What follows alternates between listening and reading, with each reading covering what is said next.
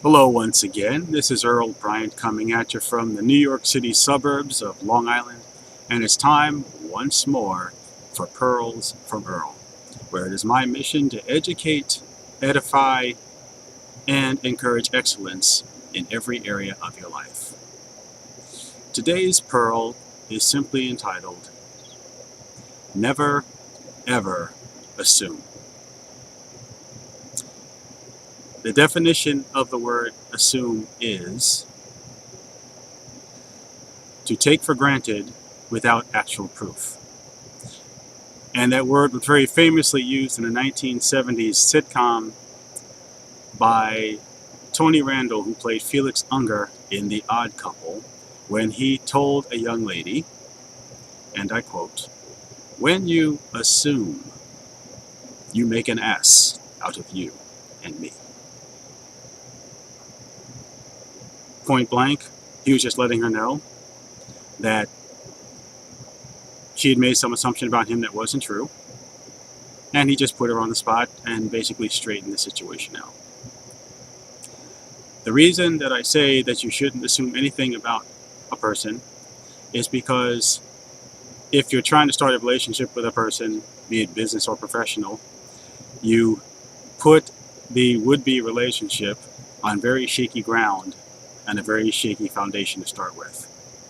Let me give you an example from my own personal life.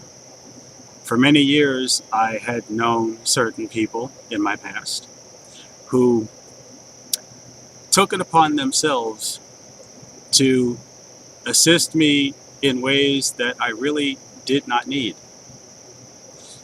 And as a way to kind of cut off my attempts at protest, they would say to me, "Well, this is nothing against you," which to my mind really wasn't true. So when I very politely declined their offer to help, saying, "I appreciate the gesture, but it isn't necessary," the response I got was not only one of assumption, but of arrogance, at least to me. What they said to me in response was this: "Don't be too proud to accept help when you need it."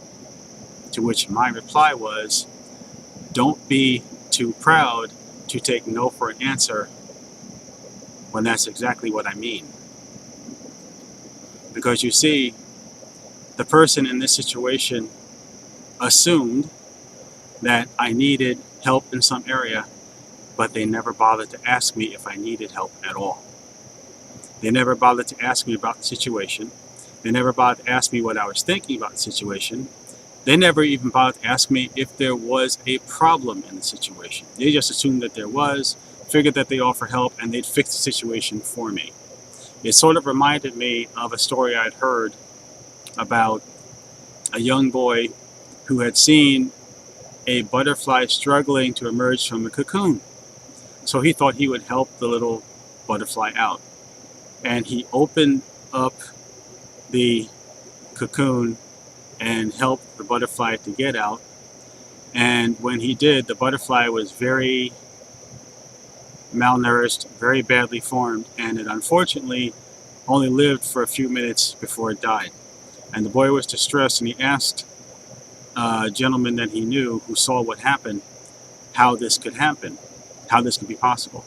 And he was told that when you offered help to that butterfly, actually you hindered it from developing, because the struggle of exiting the cocoon was going to strengthen its body and make it able to take flight and to live fully and brilliantly, and you robbed it of the chance to do that. That's what happened when this boy made that assumption, assuming that the butterfly would need help, and it cost the butterfly its life, which is very, very sad. And unfortunately, it isn't just limited to that little example with the little boy. There are a lot of people today who make those same assumptions about other people. In a business setting, for example, I've been in network marketing for a number of years. I know people who are in network marketing, and I've been on both sides of this spectrum. Having someone approach me, or I was taught to approach someone and to offer them whatever I had as a product or service, making the assumption that, quote, they need what I have to offer, they want what I have to offer, they just don't know it yet. And it's my job to convince them to see the light and to whip out their credit card and be ready to sign on the dotted line.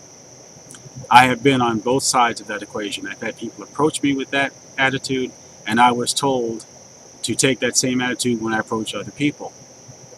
I can tell you from my own personal experience firsthand on both sides, it's counterproductive. It does more harm than good. Because at the very heart of the matter, you have insulted the person that you're trying to do business with, and you've established an adversarial relationship because you basically told that person that they don't know their own situation, they don't know what they're talking about, and that they need help and they don't realize it. And the one thing you don't want to do with someone you consider a would-be prospect is to insult them right off the bat. You don't want to insult their intelligence. And oh, by the way, the definition of prospect, among the definitions of prospect are these words: likely to be interested. You cannot assume that someone is likely to be interested in what you have to offer just because you showed up with a smile on their face and a handshake and a pat on the back and said, let me help you with your problem. You don't even know what the problem is. I've had people approach me in recent weeks and months telling me that they can help me with my problem, they can help me with my opportunity, they can help me with my business. We've helped a lot of people just like you. They don't even know what I'm doing. They never bothered to ask. They never bothered to find out. And when you put someone on the defensive like that, your chances of getting them to know, like, or trust you drop like a stone. In fact, those are the wrong 6 letters for you to be using in the first place. ASSUME are the wrong 6 letters for you to be using if you want to establish a solid relationship with another person, whether it's personal or professional. The 6 letters that you should be using are AQWFTA. I'll repeat, AQWFTA. Ask questions, wait for the answers. Because if they want you to know what's going on in their lives, all you have to do is ask, and they'll tell you. If they have a problem, all you have to do is ask, and they'll tell you. If they have a difficulty, a challenge, an adversity, some kind of pain point in their life, ask them the question and wait for them to tell you. They will tell you the answer. And ask what's called an open-ended question. Very simply put, an open-ended question means you don't ask them a question that ends with an abrupt yes or a no. You open the door and you let them walk in. You don't assume by opening the door in front of them that they want to walk in, and you don't try to guide them in. Because the saying is true, you can lead a horse to water, but you can't make him drink. You also can lead a man or woman to knowledge, but you can't make them think. You have to let them do it on their own, in their own good time. And all you can do is offer them information and let them think it over for themselves. With that said, the best way to do that is to ask them first, if you can do that. That way, you don't insult their intelligence. You invite them to have a conversation with you, and if they do have a problem, you invite them to talk about it, and you leave it up to them to decide if that's what they want to do or not. So, my point, very simply to recap, is this.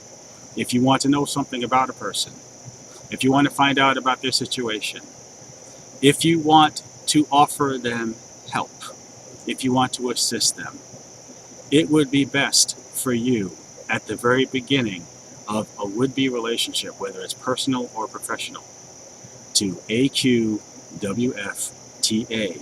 not ASSUME. And that is your pearl from Earl. It is my hope that you got some value out of what I have just shared today. If you have, please do me the honor of giving me a like or a thumbs up. And if you're on YouTube, please subscribe also. If you believe this information that you have just heard would be of benefit to someone else, please do them the honor of sharing this with them so they can be blessed with it just as you have. And don't be stingy. Share the wealth with as many people as you can possibly. This is one of the many lessons I've learned over the years, which has been reinforced by a group of committed, caring individuals that I have come to know, like, and trust within the past several months. They have helped me to open my eyes to possibilities I never knew existed, and they're encouraging me to be my best self day by day. And every day I am indeed getting better and better. If you would like to know more information about this committed group of caring individuals that can help you to excel in every area of your life, whether personal or professional, then click on the link that is below this video if you're watching on YouTube. If you're watching on Facebook or any other medium, please indicate in the comments your interest in knowing more about this group, and I will be very happy to send you the information so you can check it out for yourself. And in fact, you can take a test drive, a trial membership of 10 days for $10. Go through the group, go through the website, take a look at what they have to offer, see if it's a good fit for you. And if not, then you can very simply ask for your money back before the 10 days are up, and you'll get a refund, no questions asked. It has been my privilege and my honor to share this information with you. I hope indeed that you got some value from it and that you're willing to pass on that value to others. And until the next time when we gather around this screen for another Pearl from Earl, where I hope to see you right back out there, this is Earl Bryant signing off from the New York City suburbs of Long Island, saying take care, be well, and make it a great day. Bye for now.